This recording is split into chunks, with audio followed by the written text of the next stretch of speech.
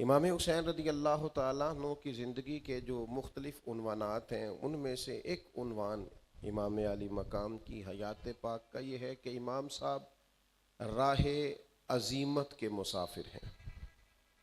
دو رستے ہوتے ہیں، ایک رستہ رخصت کا رستہ ہوتا ہے، ایک عزیمت کا رستہ ہوتا ہے۔ شریعت کی اور اسلام کی حدود کا معاملہ کہیں آ رہا ہے اور آپ پر جبر ہو رہا ہے، آپ اس کے سامنے ڈٹے ہوئے ہیں کہ میں حدود کو توڑنے نہیں دوں گا، شریعت کی مخالفت نہیں کرنے دوں گا، تو آپ پر کوئی جبر کرتا ہے، کوئی سختی کرتا ہے، کوئی اسلحہ اٹھا کے لاتا ہے، تو آپ نے کوشش تو کی تھی پر اب سامنے والا طاقتور ہو گیا ہے، اس کا مقابلہ فوری طور پر نہیں کیا جا سکتا، تو آپ اگر اس رستے سے ہٹ جاتے ہیں تو شریعت آپ کو اجازت دیتی ہے کہ سامنے والا طاقتور ہے، اس وقت اقتدار اس کے ہاتھ میں ہے، آپ کھڑے تو ہوئے تھے حدود اللہ کے لیے، لیکن سامنے جو لوگ تھے ان کی طاقت اور طرح کی تھی، تو آپ ہٹ جائیں، اس کو رخصت کہتے ہیں، آپ گھر چلے جائیں، آپ نے اعلان تو کیا، بات تو کی، لیکن آپ اس وقت ماحول اس طرح کا نہیں دیکھ رہے، تو آپ رخصت پر عمل کر لیں۔ ایک رستہ ہوتا ہے جس کو عزیمت کا رستہ کہتے ہیں کہ ہم حق کے لیے ڈٹ گئے ہیں، اگرچہ شریعت میں گنجائش ہے، ہمیں دین اجازت دیتا ہے کہ ہم رخصت پہ عمل کریں، لیکن ہم ڈٹ گئے کہ جان جاتی ہے تو جائے، پر ہم حق کے رستے میں کھڑے رہیں گے، اسے عزیمت کا رستہ کہتے ہیں، اسے راہ عزیمت کہتے ہیں کہ آپ کوئی شریعت کی گنجائش لے کے پیچھے نہیں ہٹتے، بلکہ آپ کہتے ہیں میں نے 2 قدم آگے بڑھ کے دین کی حفاظت کرنی ہے، میں رخصت پہ نہیں چلتا، میں ڈٹوں گا۔ نہیں آپ کی کن پٹی پہ کسی نے پسٹل رکھا کہ کہو کہ میں اللہ کو نہیں مانتا ورنہ گولی مار دوں گا، تو آپ جان بچانے کے لیے اگر کفر کرتے ہیں معاذ اللہ تو ٹھیک ہے، شریعت آپ کو کہتی ہے کہ آپ مجبور تھے، آپ نے ایسی بات کر دی، کوئی حرج نہیں، لیکن اگر آپ کہیں گے کہ جان جاتی ہے تو جائے، میں رب کا انکار نہیں کروں گا، تو پھر شہادت کا بڑا درجہ ملے گا۔ ایک رخصت ہے اور ایک عزیمت ہے۔ امام حسین رضی اللہ تعالیٰ عنہ کا جو رستہ ہے وہ عزیمت کا رستہ ہے کہ چھوڑی سی گنجائش دے کے کہ چلیں جی مجھے دین اتنی گنجائش دیتا ہے، آج ہم سارے ہی اللہ ماشاءاللہ راہ رخصت کے قائل ہیں، ہمیں یہاں گنجائش ملتی ہے، ہم فوری طور پر وہ رستہ اختیار کرتے ہیں۔ اللہ کے بندوں کا یہ طریقہ تھا کہ وہ شریعت کی رخصت پر فوراً عمل نہیں کرتے تھے، بلکہ وہ کہتے تھے عزیمت کا رستہ اختیار کرنا ہے، اگرچہ وہ کٹھن کیوں نہ ہو۔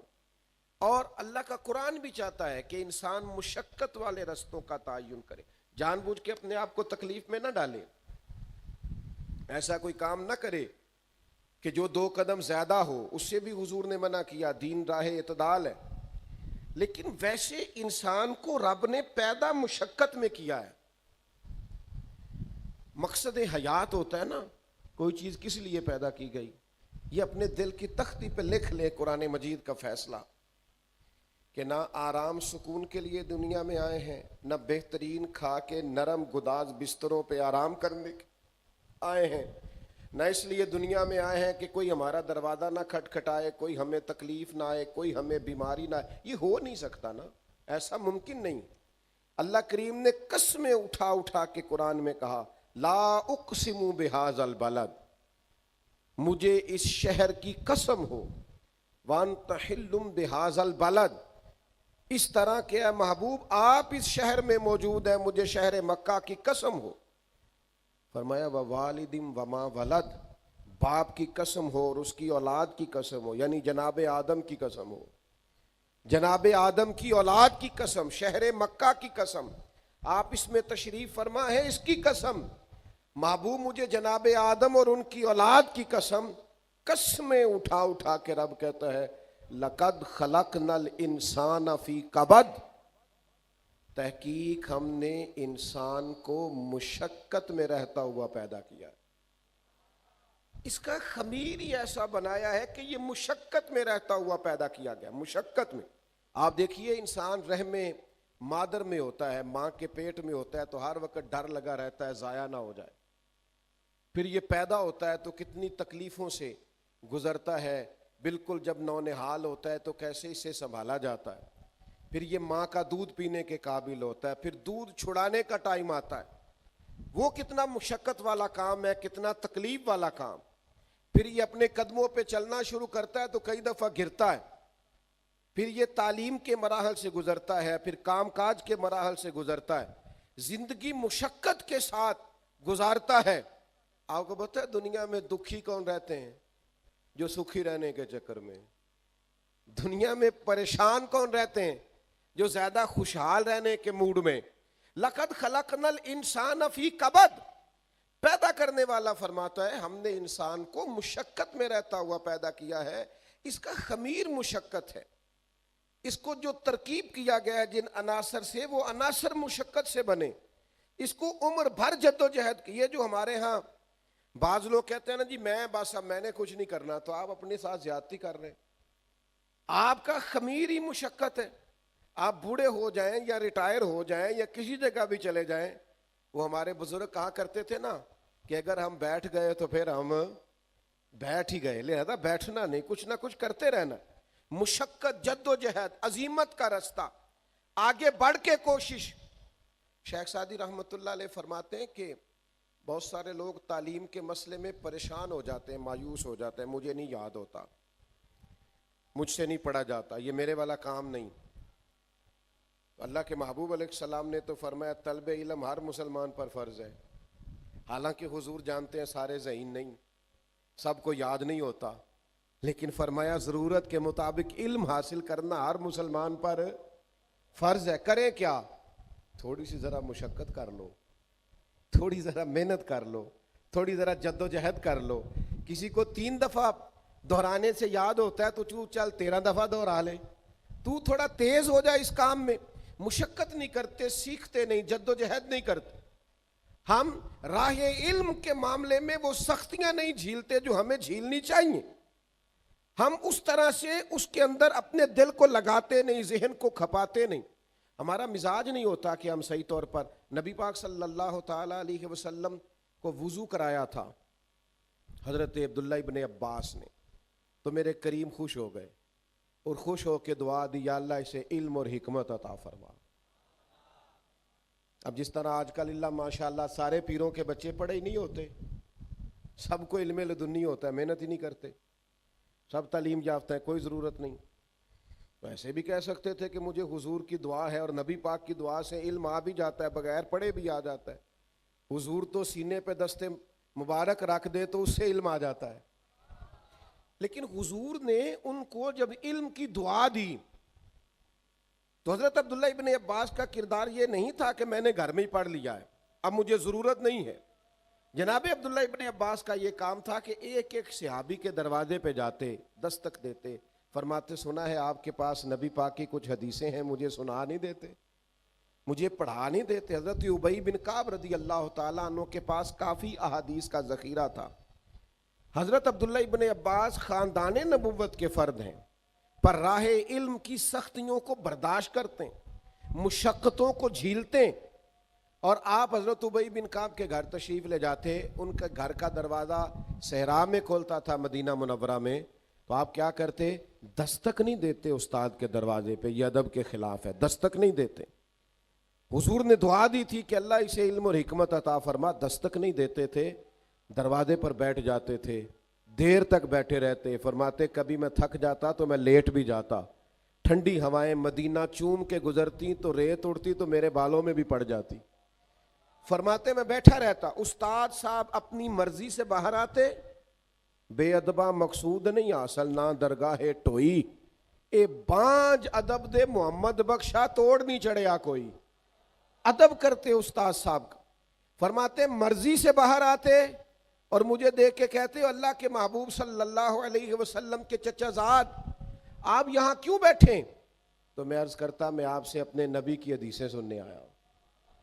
فرماتے وہ مجھے حضور کے ارشادات، نبی پاک صلی اللہ علیہ وسلم کی احادیث سناتے. راہ علم میں مشقت کرنا، جد و جہد کرنا.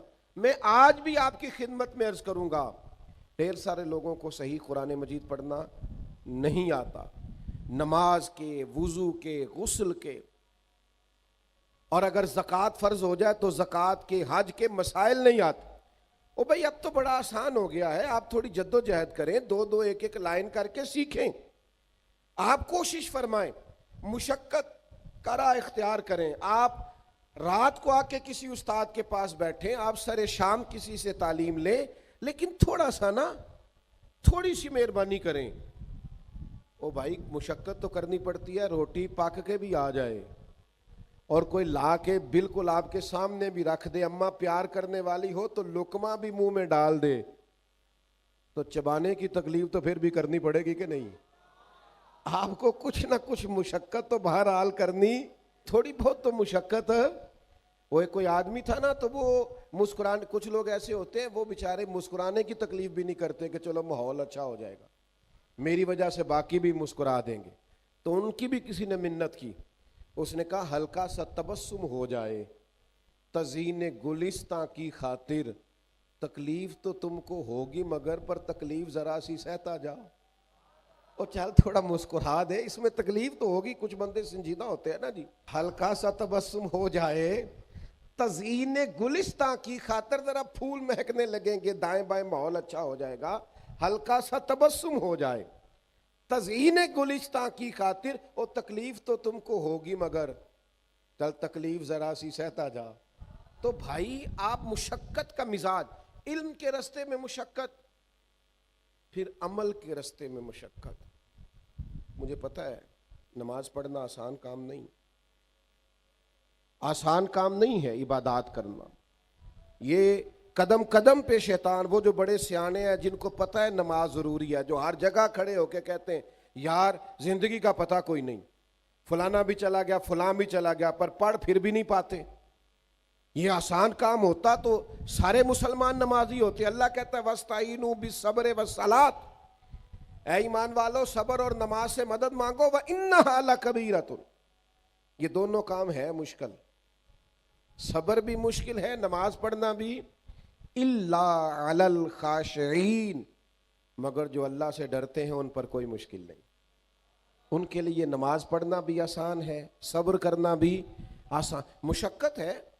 مجھے بہت سارے دوست کہتے ہیں میں 4 نمازیں پڑھتا ہوں تو فجر میں آنکھ نہیں کھلتی، تو میں کہتا ہوں فجر والی نماز ہی تو مزیدار ہے، جب ذرا بستر چھوڑنا پڑتا ہے، جب ذرا نیند سے اٹھنا پڑتا ہے، جب محسوس ہوتا ہے کہ یہ نہ کاروبار کے لیے اٹھا ہے، نہ فلائٹ کے لیے اٹھا ہے، نہ دوستوں کے لیے اٹھا ہے، نہ بس پکڑنے اٹھا ہے، اس نے جو گہری نیند چھوڑی ہے تو اس کا دل کرتا ہے میں اٹھ کے اپنے رب کو سجدے کروں۔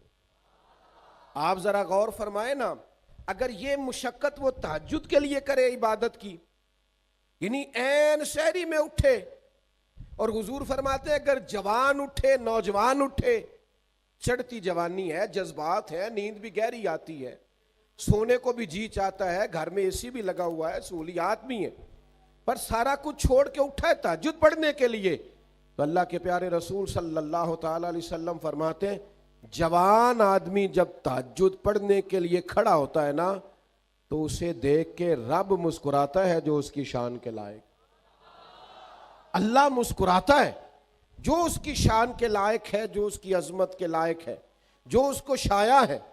سمجھ لیجئے گا اور یاد رکھیے گا، پہلے علم کے رستے کی مشقت، اس کے بعد عمل کے رستے کی مشقت، عبادات کے لیے جد و جہد، تھوڑی سی کوشش کرنا، تھوڑی ہمت کرنا، اور تھوڑی جد و جہد کے ساتھ عبادات کو سر انجام دینا، اور پھر تربیت اولاد کے لیے تھوڑی سی محنت کرنا، کوشش کرنا۔ آپ کی خدمت میں عرض کروں، ہماری اولادیں ہم سے بڑا ہی سیکھتی ہیں، ہمارے لب و لہجے سے، ہمارے کھانے پینے سے، پہننے سے، اوڑھنے سے۔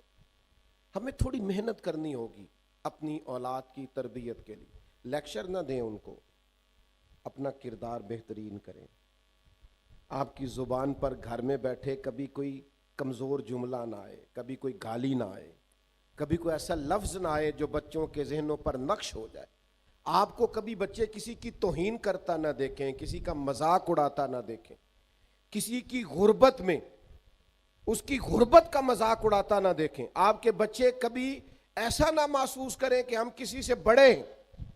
ایک گورنر تھے جناب عمر کے زمانے میں, ان کے بیٹے نے کسی غریب کے بیٹے پر ظلم کیا تو جناب عمر نے ان کے بیٹے کو درے لگائے, تو بعد میں کہا اس گورنر کو بھی سزا دیں, اسے اونٹ چرانے پہ لگائیں.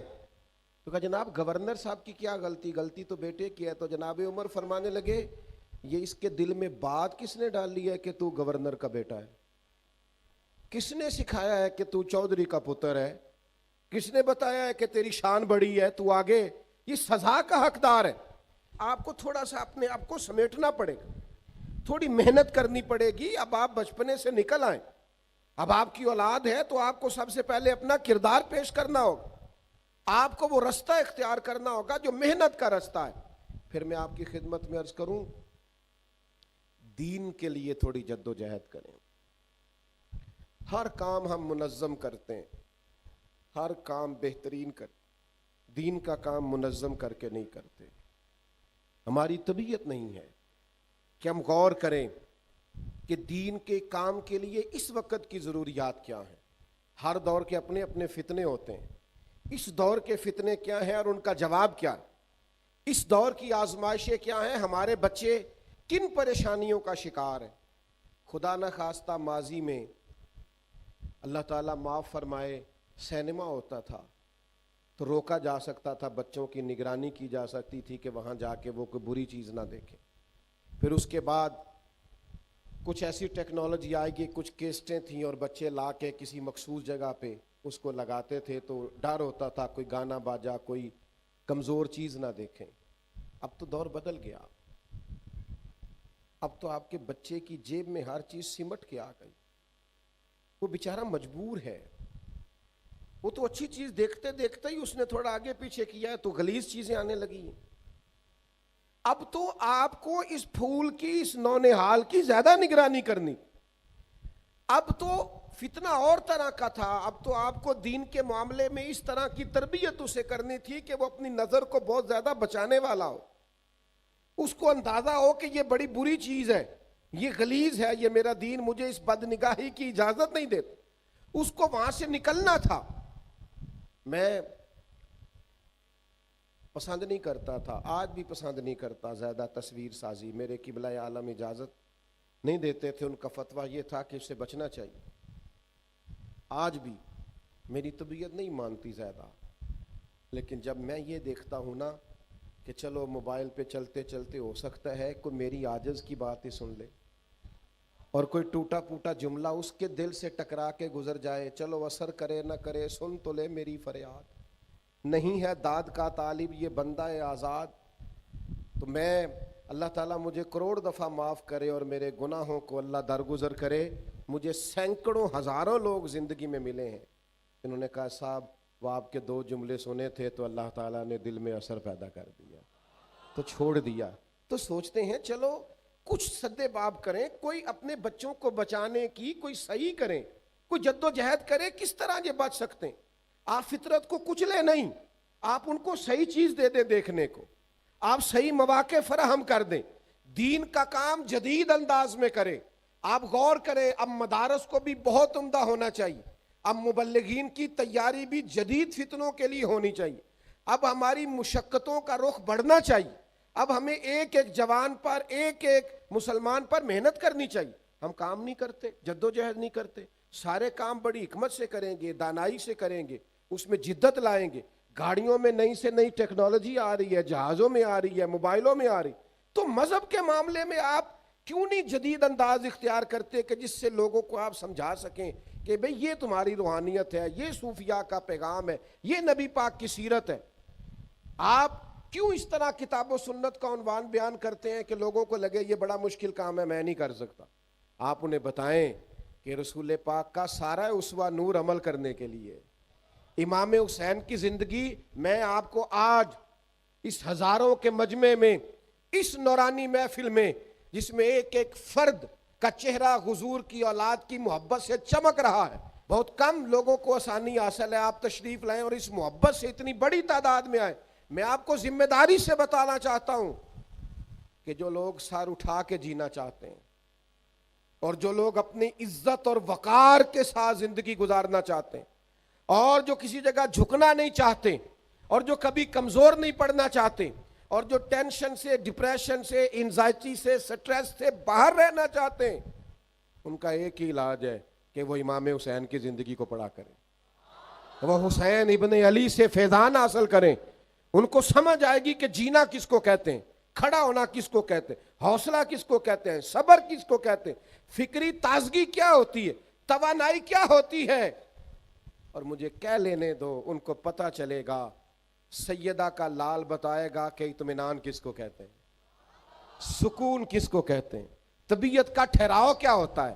یعنی امام حسین کی مسکراہٹ، ان کا اطمینان، ان کا کربلا کے میدان میں سارے زخم کھا کے مسکرانا، یہ مار گیا تھا یزیدیوں کو، یہ تباہ کر گیا تھا یزیدیوں کو.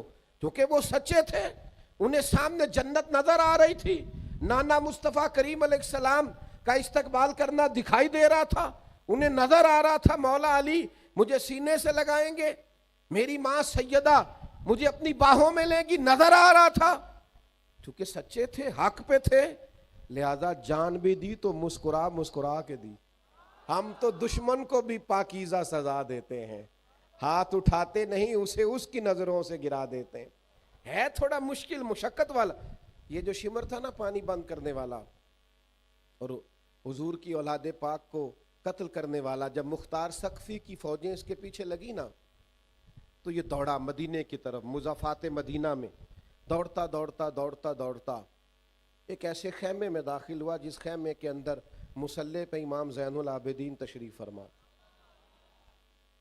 رضی اللہ تعالی. یوں نظر اٹھی امام علی مقام. دکھ بھی نہیں بندے کو بھولتے، دشمن بھی بندے کو نہیں بھولتے، جس نے تکلیف دی ہو وہ بھی اکثر یاد آتا ہے.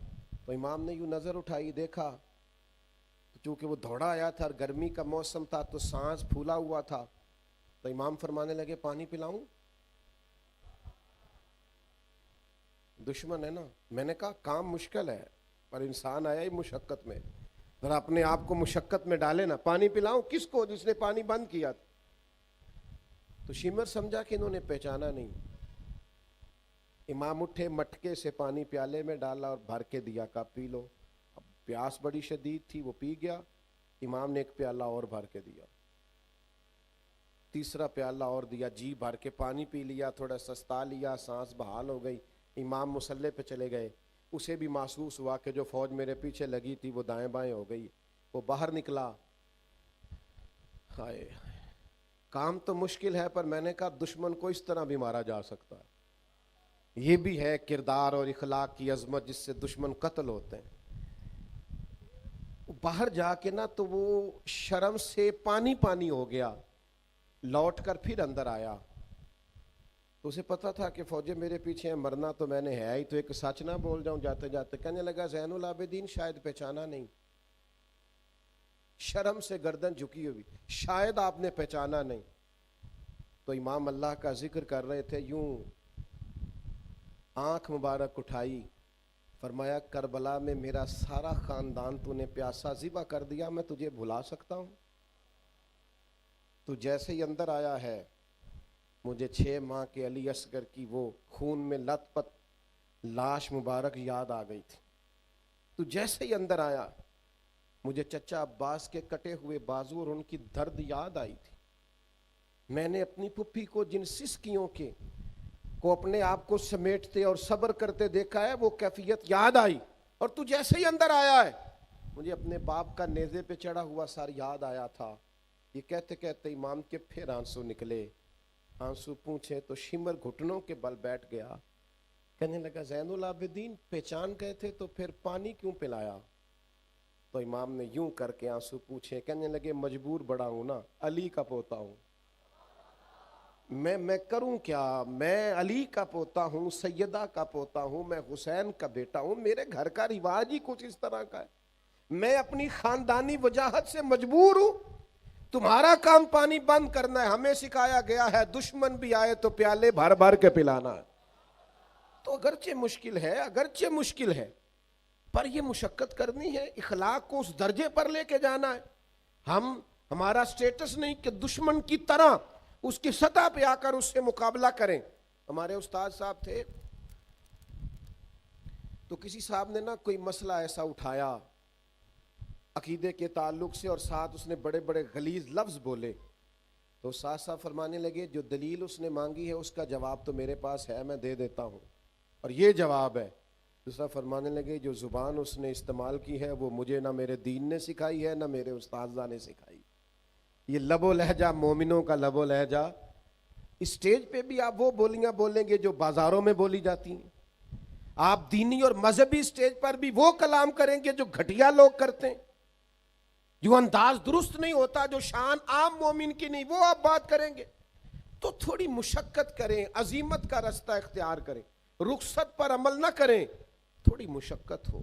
اس میں تھوڑی سی نا حضرت عبداللہ ذوالبجادین ایک صحابی تھے, کلمہ پڑھ گئے, والد پہلے ہی نہیں تھا, چچا نے پالا تھا. چچا سے کہنے لگے میں نے حضور کے پاس جانا ہے, تو کہنے لگا اگر جانا ہے تو سارا کچھ چھوڑ کے جانا پڑے گا. کہتے میں پہلے بھی کئی دفعہ سوچ چکا تھا کہ تو یوں ہی کہے گا. اس نے پیسے بھی جیب سے, یہ دیکھو یہ رستہ ہے عزیمت کا رستہ. رخصت تو یہ تھی نا کہ ابھی میں مجبور ہوں, اسباب نہیں ہے, کیسے آؤں. یہ رستہ رخصت گنجائش تھی. چچا نے کہا کہ میں نے چونکہ سارا کچھ دیا ہے, جیبیں خالی کرو, کر دی, کوئی زمین میں سے حصہ نہیں ملے گا. چچا ضرورت ہی نہیں, کہا یہ ہر چیز میں رکھ لوں گا, کہ رکھ لے. او سنو نا, راہ عزیمت بھی تو کوئی راہ ہوتی ہے نا. یہ کیا ہوا کہ میرے پاس 10 کروڑ تھا تو میں نے لاکھ اللہ کے رستے میں دے دیا, یہ بھی تو ذرا دینا دیکھو نا. میں اتنے لاکھ لگا کے حج عمرے پہ گیا, یہ بھی مدینے جا رہے ہیں, ذرا ان کا بھی حضور کے بارگاہ عالی مرتبت میں جانا دیکھو نا. رخصت ہو رہے ہیں ہر چیز دے کے. چچا نے پیچھے سے آواز دی, کہا یہ جو کرتا اور تہمد آپ نے پہن رکھا ہے نا, شلوار قمیض, یہ بھی میں نے دیا تھا. اوئے ہوئے, اتار کے نا وہ کرتا بھی اور وہ لباس بھی چچا کو دیا. تینوں لب دیاں آپ گواچے. ذرا اس فکرے پہ کبھی گھر جا کے غور تو کرنا, سانو اپنی خبر نہیں کوئی, اپنی تینوں لب دیں آپ گواچے. اپنی خبر, مجھے اپنا ہی پتہ نہیں, ڈھونڈتا پھرتا ہوا اقبال اپنے آپ کو. اب تو آپ ہی گویا مسافر, آپ ہی منزل ہوں میں. اب مجھے میرا پتہ بھی نہیں ملتا. سودا لینے کے لیے بازار گئے ہم, اور ہاتھ اس کے بکے جس کے خریدار گئے ہم, اور ان کی گلی میں ہم ایک کام سے گئے تھے, پھر ہر کام سے گئے. کہا یہ کپڑے بھی میرے ہیں, اتار کے دے دیے.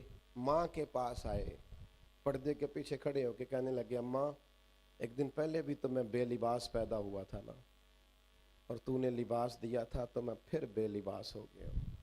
ماں نے 2 عورتوں والی چادریں دی, احرام کی طرح ایک باندھ لی, ایک اوڑھ لی. یہ راہ عزیمت کے مسافر. رات کو مدینے پہنچے تو نبی پاک نے نام رکھ دیا ذوالبجادین, 2 چادروں والا. پھر لباس بھی ملا, پھر گھر بھی ملا. زندگی پھر رہی تھی بھٹکتی ہوئی, میری خانہ بدوشی کو گھر مل گیا. پھر حضور کی عالی مرتبت بارگاہ میں رہنے لگے.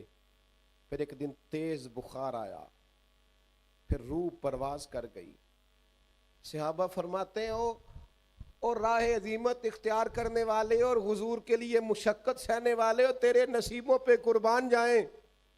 مدینے میں رواج یہ تھا کہ جب قبر میں اتارنے کی باری آتی تھی تو کوئی قریبی اتارا کرتا تھا, پر ان کا تو تھا ہی کوئی نہیں. کون اترے گا؟ جنازہ بھی حضور نے پڑھایا, اور جب دفن کی باری آئی قبر میں رکھنا تھا تو مدینے والے رسول قبر میں اتر گئے. حضور قبر میں اتر گئے, پہلے لیٹ گئے, قبر کو دیکھا ٹھیک بنی ہے, پھر اپنے ہاتھوں پہ رکھا, پھر قبر میں اتارا. درویش کہتے ہیں میں مر گیا تو فرشتے میری تلاشی لینے آئے کہ کیا لے کے آیا ہے. پسے مردن فرشتوں نے جو تلاشی لی تو کیا نکلا؟ فقط ایک دل کے گوشے سے خیال مصطفیٰ نکلا. نبی کریم نے قبر میں, چونکہ راہ عزیمت کے مسافر ہیں, اگر آپ وہ رستہ اختیار کریں جو رستہ اگرچہ مشقت والا ہے, اگرچہ کٹھن ہے، اگرچہ وہ رستہ مشکل ہے، لیکن بھائی امام علی مقام کا رستہ رخصت والا نہیں، جسے زندگی ہو پیاری وہ یہیں سے لوٹ جائے۔ میرے قافلے میں شامل کوئی کم ظرف نہیں ہے۔ آپ کو اگر اس راہ کا مسافر بننا ہے پھر تھوڑا سا نا ہمت کرنی پڑے گی، پھر ذرا پیروں کے چھالے سہنے پڑیں گے۔ سارا سال موج کرنا اور 10 محرم کو 2 دیگیں پکا کے کہنا میرے نام کا حسینی کوئی نہیں، اس طرح نہیں بندہ حسینی بنتا، یہ تو رستہ ہی بڑا مشکل ہے۔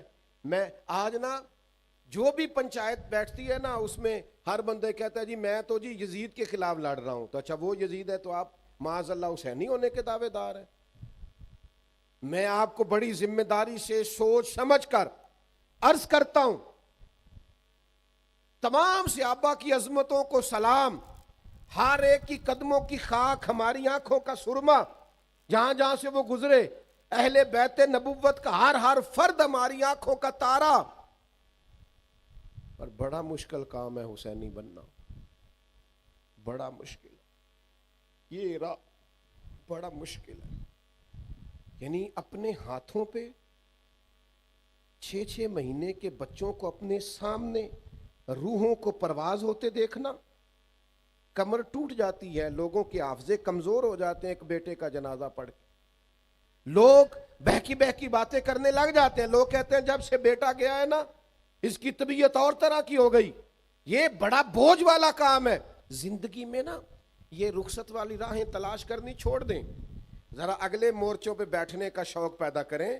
ہوا اگرچہ تیز آئے گی، یہ چھوٹی چھوٹی مخالفت ہوتی ہے ہمارے علاقوں میں، ہمارے ذہن پہ سوار ہو جائے، اور چھوڑو یار، آپ راہ تو دیکھو، شکست کھائے تو شرم سے پانی پانی ہو، دعا کرو کہ دشمن بھی خاندانی ہو۔ آپ کسی مضبوط دشمن تو کوئی دشمن تو اچھا، آپ چھوٹی چھوٹی باتوں سے پریشان ہو گئے۔ اپنی زندگی میں وہ راہ جو عظیم، یہ دیکھو نا 2 صحابہ ہیں، احد کی رات ہے، حضرت سعد بن ابی وقاص اور حضرت عبداللہ بن جہش رضی اللہ تعالیٰ۔ صبح نہ احد کی جنگ ہونی تھی، تو حضرت عبداللہ حضرت سعد بن ابی وقاص سے کہنے لگے یار صبح جنگ ہونی ہے، دعا نہ کر لیں؟ فرمایا ٹھیک ہے کر لیتے ہیں۔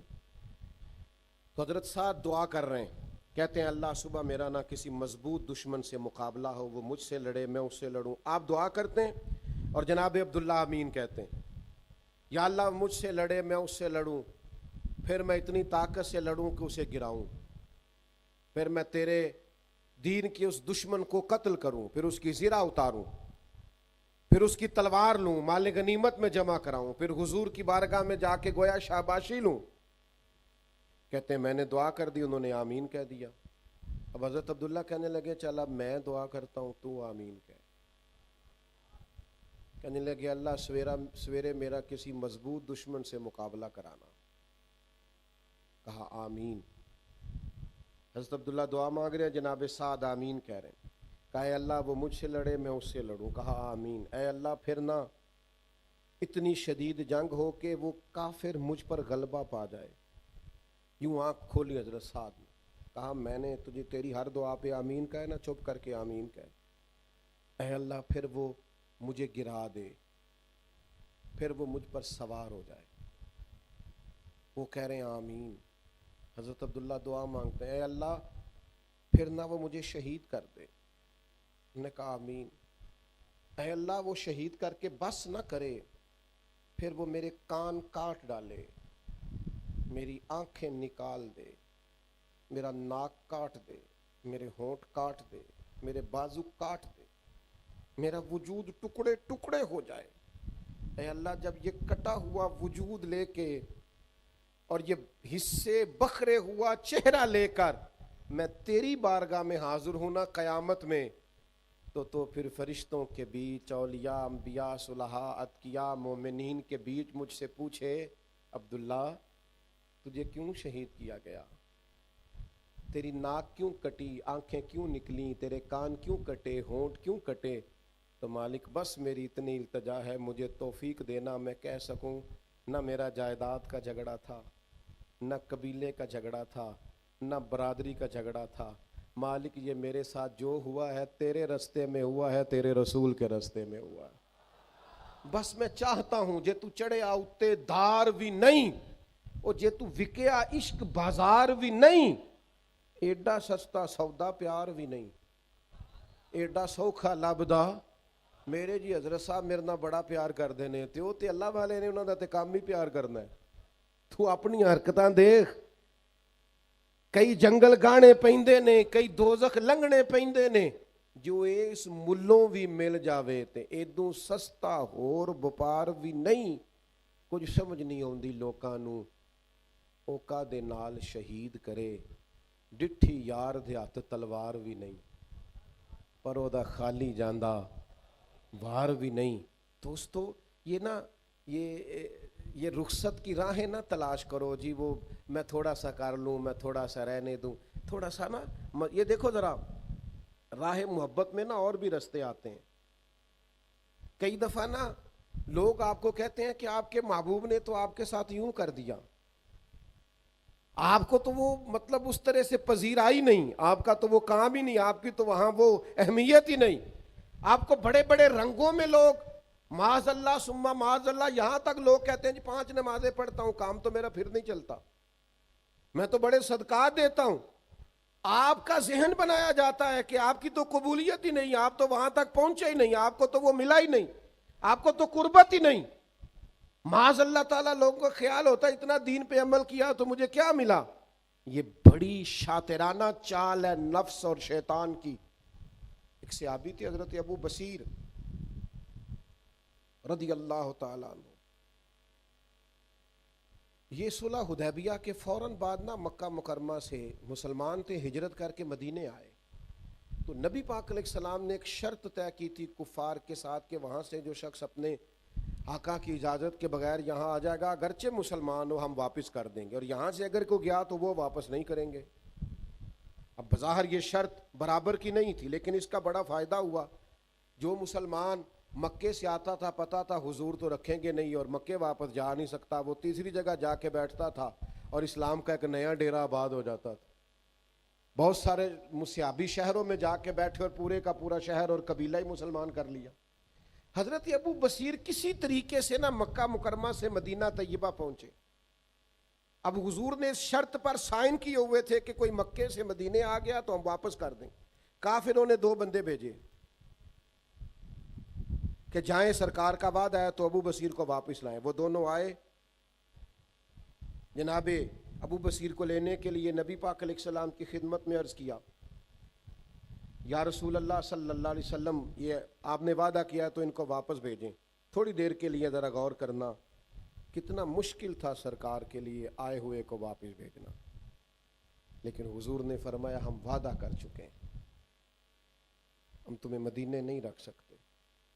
अर्ज की या रसूल अल्लाह, मुझे कोई शिकवा नहीं, गोया हुजूर आप जैसे हुक्म करेंगे। यानी ऐसा हुक्म जो बज़ाहिर आम आदमी की तबीयत के खिलाफ हो, हुजूर ने मदीने से भेज दिया। मदीने से बाहर जाके जनाब अबू बसीर कहने लगे, लो मेरे महबूब का जिम्मा खत्म हुआ, अब मैं जानूं और तुम जाने। किसी तरीके से एक को कत्ल किया, दूसरा भाग गया। समुंदर के किनारे उस रास्ते में डेरा लगा लिया जो रास्ता मदीने को जाता था। मक्के जा नहीं सकते थे, मदीने आने से हुजूर ने पाबंदी लगा रखी थी। बड़ा मुश्किल काम है, बड़ा तकलीफ दे। ये अजीमत का रास्ता है कि आप जिस महबूब के लिए सब कुछ कुर्बान करने को तैयार हैं, बज़ाहिर उन्हीं के पास जाने पर आप पर पाबंदी है, पर ये राह अजीमत के राही इन्होंने इन दुखों को भी सुख समझ के कबूल किया। कितना ज़माना बीत गया साहिल समुंदर पे बैठे हुए। बाकी भी जिनको जगह नहीं मिलती थी, हज़रत अबू जंदल रदी अल्लाह ताला अन्हो जैसे अजीम सहाबा, इस शर्त की वजह से जो मक्के और मदीने में जगह ना पाते वो भी इनके पास आते। यहाँ ना इनकलाबियों का, मुजाहिदों की एक जमात तैयार होगी। अब काफिर यहाँ से गुजरते तो जिस तरह वो मुसलमानों के काफिलों को रोकते थे, ये काफिरों के काफिले को रोकने लगे। जिस शर्त पर बड़ा इतराते थे ना कुफारे मक्का, अब इन्हीं लोगों से वो परेशान हुए कि ये तो जगह जगह जत्थे बन गए, हुजूर के यहाँ जा नहीं सकते, हमने इनको यहाँ से तकलीफ दी है, कुर्बान जाएं। अब शर्त खत्म करने के लिए खुद हुजूर की बारगाह, मेहरबानी करें आप इनको बुला लें मदीने। कुफार आए, जिंदगी के भी अपने रंग हैं। हजरत अबू जंदल फरमाते हैं नबी पाक का मदीने से खत आया, पैगाम सबा लाई है दरबार नबी से, आया है बुलावा मुझे सरकार नबी से। कहते हैं हुजूर का खत तशरीफ लाया जनाबे अबू बसीर के पास के आ जा मदीने, नबी पाक का खत आया। और इधर सुनना हो मेरे संगियों, हुजूर का नामा मुबारक आया, खत मुबारक आया। कहते हैं जनाब अबू बसीर को ना हुजूर का खत दिया तो हालत ये थी कि वो चारपाई पे लेटे थे, सख्त बीमार थे, आखिरी वक्त चल रहा था। यूं हुजूर का खत पढ़ा, मदीने आने की इजाजत हो गई है, और फिर उसे चूमा, फिर आंखों पे लगाया, और कहते हैं फिर उन्होंने सीने पे रखा, रूह परवाज कर गई। लै ओ सजना असा तोड़ निभाई, जान भी दिती ते रात तेरे। इस तरह का रास्ता के आखिरी दम तक नबी पाक अलैहिस्सलातो सलाम की बात के वो पाबंद रहे। राह रुखसत ना इख्तियार करो, चोर दरवाजे ना ढूंढो, राह अजीमत के मुसाफिर बनो। इमाम हुसैन रदी अल्लाह तआला अन्हु को सब ने रोका कि हुसैन अभी मौका नहीं है, वक्त नहीं है, हालात का तकाजा नहीं है, अभी ये खड़े होने का वक्त नहीं। और मुखलिसीन ने रोका, पर इमाम ने कोई रुखसत की राह इख्तियार नहीं की, राह अजीमत की राह इख्तियार की, पत्थरों और चटियल मैदानों वाली राह इख्तियार की, प्यास भूख और परदेस की राह इख्तियार की। उन्होंने कुर्बानियों का रास्ता इख्तियार किया। वो आराम से बैठते, कितने पीर हैं जुब्बे कुब्बे पहन के आस्थानों पर बैठे हैं, लोग आ जाते हैं, ये मुशक्कत कौन करे। इमाम हुसैन के पास तो आस्थाना था मदीना शरीफ, मस्जिद थी मस्जिद नबवी शरीफ, गुलाम थे सहाबा और उनकी औलादें जो इकराम करते थे इमाम अली मकाम का, हर चीज मौजूद थी, दुनिया वहां सिमट के जाती, पर कोई बुज़दिलाना राह नहीं इख्तियार की। हमारे रास्ते बड़े बुज़दिलाना से हैं, हमारे रवैये बड़े कमज़ोर से हैं, हमारी बातों में बड़ी लचक है, हमारे लबो लहजे में इजाज़तों का राह है कि कोई रास्ता निकल आए तो हमें इजाज़त हो जाए। इमाम हुसैन से सीखिए, अपने मिजाज को उस रास्ते पे डाल। ओ मेरे भाई, थोड़ा सोना शुरू करो, कम खाने की आदत डालो। हमारे एक बुजुर्ग थे, वो किसी ने उनसे कहा कि ये औलाद बड़ी होके सहारा बनेगी। कहने लगे ना भाई, मैंने कभी नहीं सोचा बच्चे सहारा बनेंगे। मेरी ख्वाहिश है कि मैंने कोशिश की है दादा दादी की भी नौकरी करूं, नाना नानी की भी करूं, माँ और बाप की भी करूं, जिस तक हद तक हो सके बहन भाइयों की भी करूं, बीवी बच्चों की भी, मैं जो हुकूक हैं वो अदा करूं। मेरी ख्वाहिश नहीं है कि कल को मेरा कोई सहारा बने, मुझे रब रसूल का सहारा ही ठीक है, यही आसरा सबसे बेहतर है। हम इस तरह की भी कोई तिजारत नहीं करते, हम कोशिश करते हैं कोई खिदमत हो जाए। ये जो हमारा ख्याल होता है ना, मेरी खिदमत की जाए, मेरी ताबेदारी, आप छोड़ दें, आप खुद खादिम बन। ये जो मखदूम बनने का शौक है ये निकाल दें। पर मैंने ड्यूटी करनी है जितनी मुझसे हो सकी, हर वक्त ड्यूटी का मिजाज बनाएं। और ये जो थोड़ी सी मुझे गुंजाइश मिल गई है, मिसवाक नहीं तो मैं उंगली चला लूँ, मैं खड़ा नहीं हो सकता, चलो बैठ के पढ़ने की भी इजाज़त है, मैं बैठ के पढ़ लूँ, मैं फलाने काम की भी शरीयत। आप आला हज़रत फाज़िल बरेलवी रहमतुल्लाह अलैह फरमाते हैं, जो मुस्ताहब छोड़ता है फिर सुन्नतें भी छोड़ता है, और जो सुन्नतें छोड़ता है एक वक्त आता है वाजिबात का तरक करता है। वाजिब छोड़ता है तो वसवसे आते हैं, वो फ़र्ज भी छोड़ने शुरू कर देता है। लिहाजा मैं आपको बताता हूँ, अकेले नमाज पढ़ने का वो मज़ा नहीं जो जमात से पढ़ने का।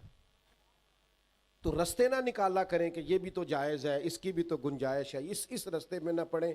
इमाम हुसैन ने हमें राह ये दी है कि हमें अजीमत का रास्ता इख्तियार करना है, गुंजाइशें नहीं तलाश करनी। अल्लाह ताला हमें उनके रास्ते पे चलने की तौफीक दे।